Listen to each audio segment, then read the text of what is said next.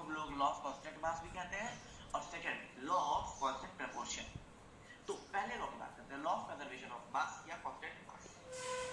ये basically Antonio लुवॉइजर द्वारा discover किया गया था। किसके द्वारा डिस्कवर किया गया था? एंटोनियो लुवॉइजर।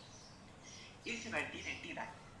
बेसिकली केमिस्ट्री में डेट या नाम इंपॉर्टेंट नहीं होता है, पर तब भी खाली एक एक्स्ट्रा नॉलेज के लिए आप ये याद कर सकते हैं, एंटोनियो लुवॉइजर ने डिस्कवर किया था 1789। ये बेसिकली लॉ कहता क्या है कि मास ना ही कभी क्रिएट किया जा सकता है, ना ही कभी डिस्ट्रॉय किया जा सकता है। जैसे ये देखिए यहाँ लिखा है, mass is never neither created nor destroyed.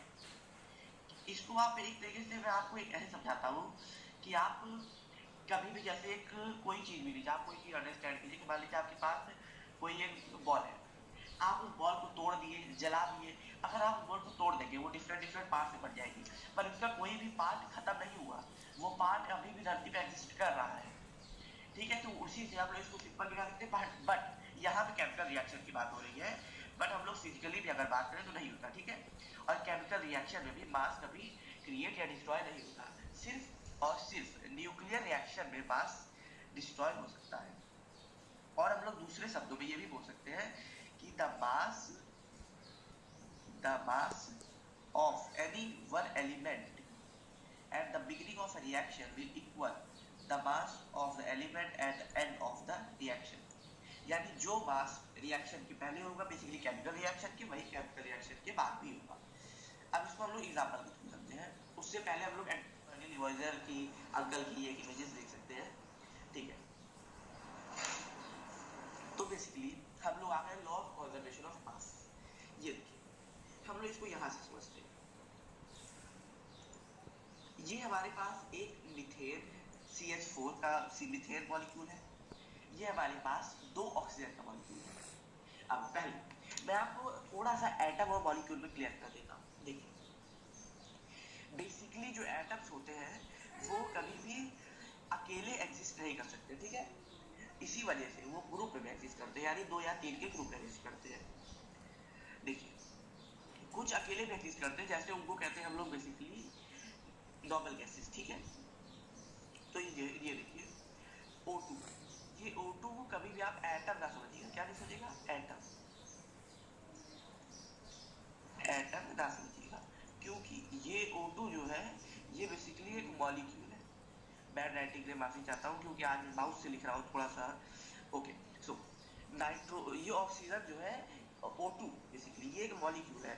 वहीं पे O जो होगा वो एक एटम होगा, पर O एग्जिस्ट नहीं करता क्योंकि अकेले, मतलब O एग्जिस्ट नहीं करता क्योंकि वो इतना कैपेबल नहीं होता है, इसलिए वो O2 फॉर्म में एग्जिस्ट करता है।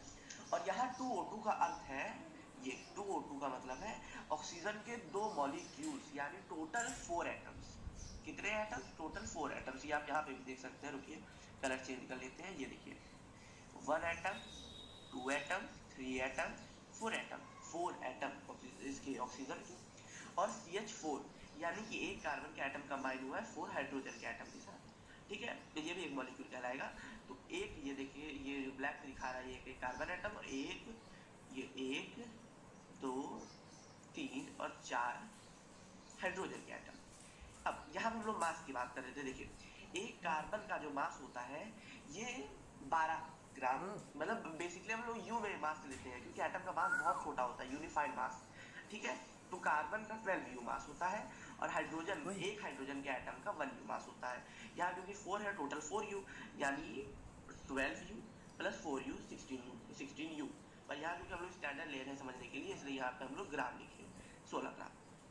अब देखिए एक ऑक्सीजन का जो मास होता है वो 16 ग्राम होता है। ठीक है, अब दो यहाँ पे क्योंकि 2 ऑक्सीजन के मतलब मॉलिक्यूल है यहाँ पे, क्योंकि और एक मॉलिक्यूल में 2 ऑक्सीजन होते हैं, एटम होते हैं, तो 32 ग्राम।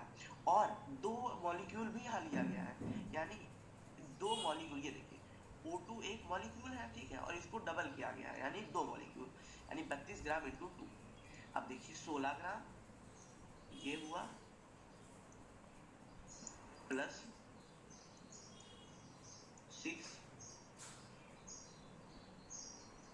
64 ग्राम। इसको हम लोग ऐड करेंगे यदि, तो 6 4 7 80 ग्राम। ठीक है, अब देखते हैं यहाँ टोटल 80 ग्राम में बन रहा है, ठीक है, अगर इसको हम लोग पहले ऐड किए तो। अब हम लोग रिएक्शन की बात करते हैं। देखिए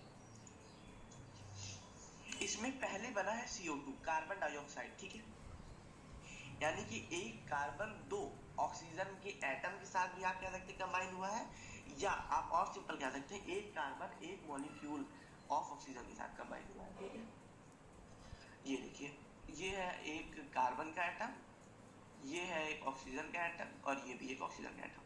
बेसिकली ये कोई परमानेंट रंग नहीं होता, ये खाली आपको समझाने के लिए लिया गया है, ठीक है। सो कार्बन डाइऑक्साइड ये बना, ठीक है, क्या फॉर्म हुआ, कार्बन डाइऑक्साइड। अब देखिए कितना कितना ग्राम बना, ये 44 ग्राम से बना, ठीक है। और H2O, यहाँ पे भी आप मास निकाल सकते हैं जैसे पहले बताया, क्योंकि एक मॉलिक्यूल ऑफ ऑक्सीजन का मास 32 ग्राम और एक इसका 12 ग्राम, टोटल 44 ग्राम ना। H2O यानी कि दो हाइड्रोजन के एटम्स बेसिकली कह लीजिए मिले एक ऑक्सीजन के एटम के साथ रिएक्ट किए, तब H2O एक वाटर का मॉलिक्यूल बना। एक वाटर के मॉलिक्यूल का ग्राम जो होता है वो 18 ग्राम होता है। ये देखिए जैसे कि यहाँ दिखा रहा है, एक सेकंड, ये देखिए यहाँ दिखा रहा है, ठीक है। और क्योंकि ये दो है, ये देखिए यहाँ पे दो है, इसीलिए यहाँ पे इंटू 2 कर दिए। अब देखिए टोटल अगर यहाँ पे भी हम लोग जोड़ेंगे 44 gram into plus 36 equal to यहाँ पे भी जो बनेगा वो बनेगा 80 ग्राम। यानी आप देख सकते हैं साफ साफ कि पहले भी 80 ग्राम ही है टोटल और बाद में भी 80 ग्राम है, यानी मास बिल्कुल भी चेंज नहीं हुआ। सिंपल सा बस यही होता है law of conservation of mass.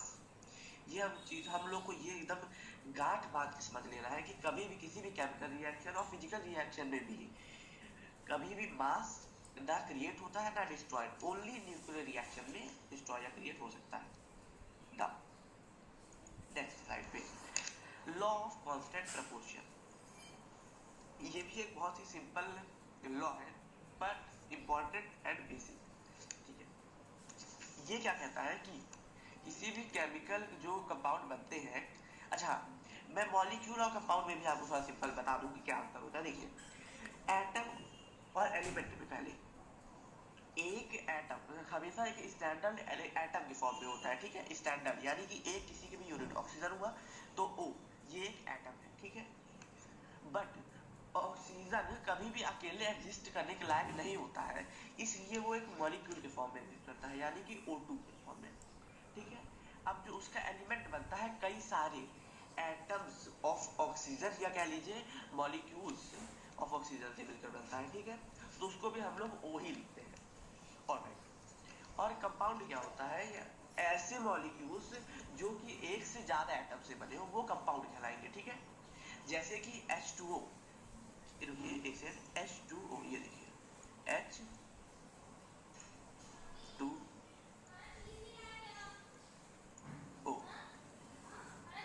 यही मॉलिक्यूल भी कहलाएगा, ठीक है, क्योंकि हम लोग एक कंपाउंड करने के लिए कोई पर्टिकुलर नंबर नहीं देते, सॉरी ये यहाँ भी 2 है, थोड़ा सा आप लोग समझ लीजिएगा, ओके।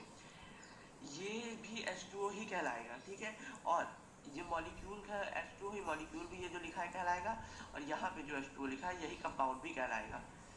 बट खाली बेसिक सा अंतर है कि असल में एक कंपाउंड कई सारे H2O के मॉलिक्यूल से मिलकर बनते हैं, यही बेसिक अंतर होता है, इसमें कोई बहुत ज्यादा खास अंतर नहीं होता, ठीक है। अब हम लोग और बात करेंगे इसमें लॉ ऑफ प्रपोर्शन के बारे में बात करते हैं कि कभी भी कोई भी केमिकल कंपाउंड जो बनता है वो एक फिक्स्ड नंबर ऑफ एलिमेंट से बनता है, या कह लीजिए एक फिक्स्ड रेशियो से बनता है। इसको मैं एग्जांपल के थ्रू समझाऊंगा तो और अच्छे से समझ जाएगा। एक फिक्स्ड रेशियो के थ्रू बनता है, कैसे, ये देखिए ये है पहले जोसेफ प्राउस्ट जिन्होंने इसको डिस्कवर किया था, उनकी इमेज। नेक्स्ट ये H2O यहाँ बता रहा है, यानी दो हाइड्रोजन के एटम्स कंबाइन हुए हैं एक ऑक्सीजन के एटम के साथ, ठीक है। ये देखिए कभी भी जो प्योर वाटर होगा यानी साफ पानी होगा, प्योर वाटर का मतलब ये नहीं होगा साफ पानी यानी आलो का पानी, प्योर वाटर का मतलब कि जिसमें कोई मिलावट कोई किसी भी अदर एलिमेंट की नहीं हुई हो, ठीक है, केमिकल रिएक्शन के थ्रू, ठीक है। सो प्योर वाटर हम लोग चाहे नाले का पानी ले लीजिए, चाहे किसी भी गंदे जगह का पानी ले लीजिए, चाहे किसी भी साफ जगह, चाहे किसी भी ठंडी जगह का, चाहे किसी भी गर्म जगह का, चाहे किसी दूसरी प्लेनेट का, हर जगह का जो पानी होगा वो H2O किस फॉर्म में, H2O के फॉर्म में ही एग्जिस्ट करेगा, कभी भी किसी और फॉर्म में नहीं कर सकता। अब ये H2O भी आप देखिए अगर, तो एक बेसिकली एक रेशियो में एग्जिस्ट कर रहे हैं। कैसे देखिए, 2 हाइड्रोजन के एटम है, यानी कि 2 यहाँ पे बना, ठीक है, H2 1, ये इनका एटॉमिक रेशियो हुआ, ठीक है, एटॉमिक रेशियो, ये इनका एटॉमिक रेशियो हुआ। अब सेकंड हम लोग बात करते हैं इनके मास रेशियो के बारे में। 2 हाइड्रोजन के एटम, एक हाइड्रोजन के एटम का मास होता है 1, तो 2 का मास कितना हुआ 2, यानी कि 2 H2। देखिए एक ऑक्सीजन का जो मास होता है वो होता है 16 का, या 16 U कह सकते हैं आप बेसिकली, तो 16, और ये जब कटेगा तो ये बन जाएगा 1:8। बस यही होता है लॉ ऑफ कांस्टेंट प्रपोर्शन। हम लोग ऐसे ही एक और एग्जांपल ले सकते हैं मीथेन का, ठीक है। तो मीथेन बेसिकली क्या है, ये भी एक प्रकार का मॉलिक्यूल और कंपाउंड है, ठीक है।